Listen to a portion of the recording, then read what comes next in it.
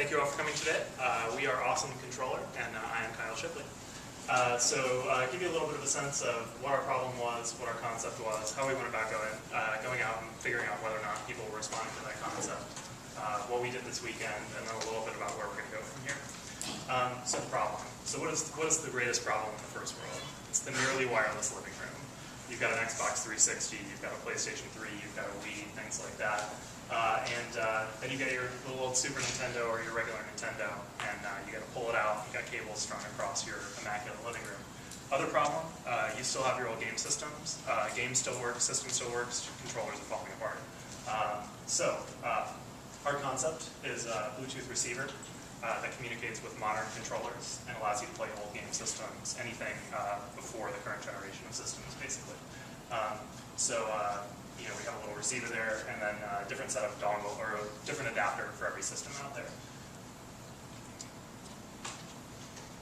A little bit of validation that we did. We did get some detractors who said, you know what, one of the reasons that I still have my old system around, my old controllers around, is I like the heft and the feel of playing the old games, all the little glitches, things like that. We also got a lot of positive feedback saying, sick of wires, sick of broken controllers, particularly the Nintendo 64 joysticks are a total mess. And we actually had two people posted in the forum, two people who came, signed up on our email list, and said, I'll buy the first one you buy. Marketing, typical social marketing, put up some viral videos, live streamed. We had about 130 or 150 people that were following our Justin TV stream over the course of the weekend. We set up some AdWords, searches like wireless controllers, Super Nintendo controllers, and we had sending them to our landing page there, and about 50% of the people that clicked on our AdWords ended up signing up for our email list. To demo our technical execution, we actually have a live demo over here. So this little guy right here is the Awesome Controller. It makes your controller more awesome.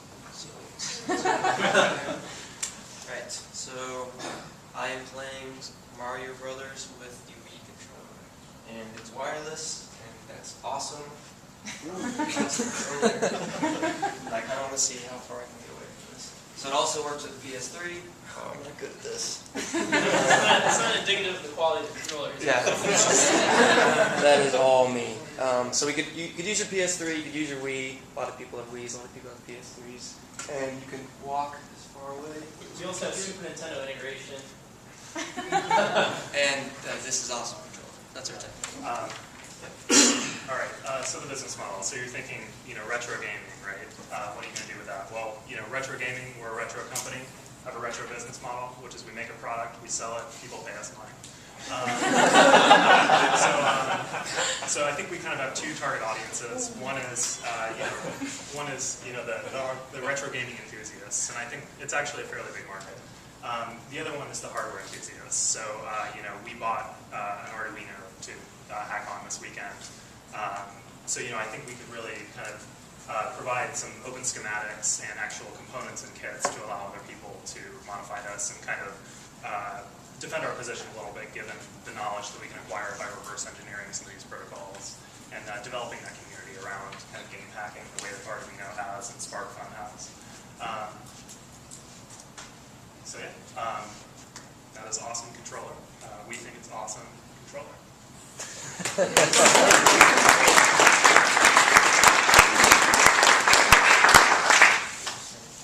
How much are you going to sell it for?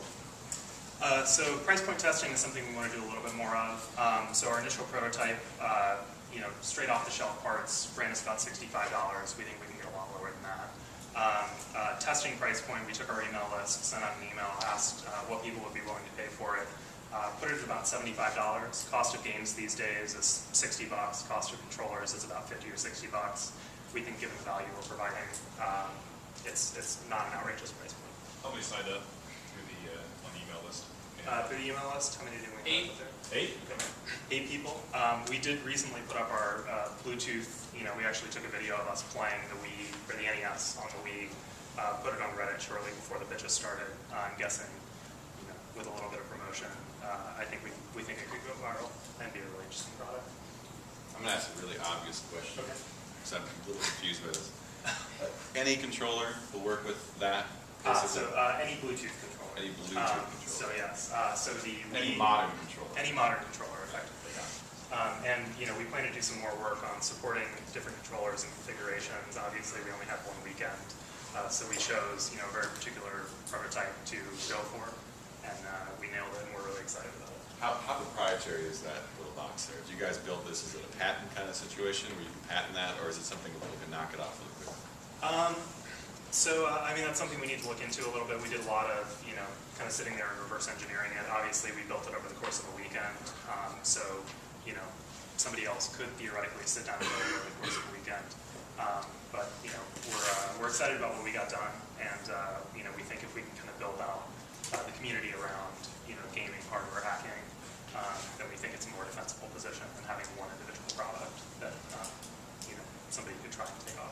And in that same vein, is that box infringing on the patent rights of Nintendo or Sony when you plug in other sorts of controllers into it? Would be a Right. concern.